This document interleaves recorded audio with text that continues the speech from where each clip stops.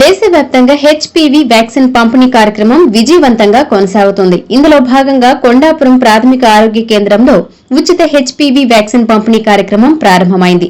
గ్రామ సర్పంచ్ బద్దిపూడి మాచర్ల సమక్షంలో PHC వైద్యాధికారిణి doctor భవ్య ఆధ్వర్యంలో బీజేపీ జిల్లా కార్యవర్గ సభ్యులు మాలేపాటి మల్లికార్జున, టీడీపీ మండల అధ్యక్షుడు పోలినేని చంద్రబాబు నాయుడు, మండల క్లస్టర్ ఇన్ఛార్జ్ పోలినేని రమేష్, యువత అధ్యక్షులు దాసరి అశోక్, బీజేపీ మండల అధ్యక్షుడు మహేష్, బీజేపీ మాజీ మండల ప్రధాన కార్యదర్శి చల్ల చిన్నమాలకొండయ్య, ఇతర కూటమి నాయకులు పాల్గొనగా కార్యక్రమం ప్రారంభించారు.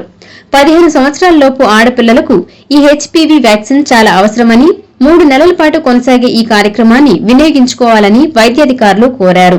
ఈ కార్యక్రమంలో పీహెచ్సీ కొండాపురం ఆరోగ్య సిబ్బంది పీహెచ్సీ ఝాన్సీరాణి, హెచ్వి సరోజినీదేవి, ఆరోగ్య పర్యవేక్షకులు అక్బర్ బాషా, ఏఎన్ఎం జ్యోతికళ, విజయలక్ష్మి, ఆరోగ్య కార్యకర్తలు నాగరాజు, ఆశా కార్యకర్త వరలక్ష్మి, వేళంగి, చాంద్ బాషా పాల్గొన్నారు.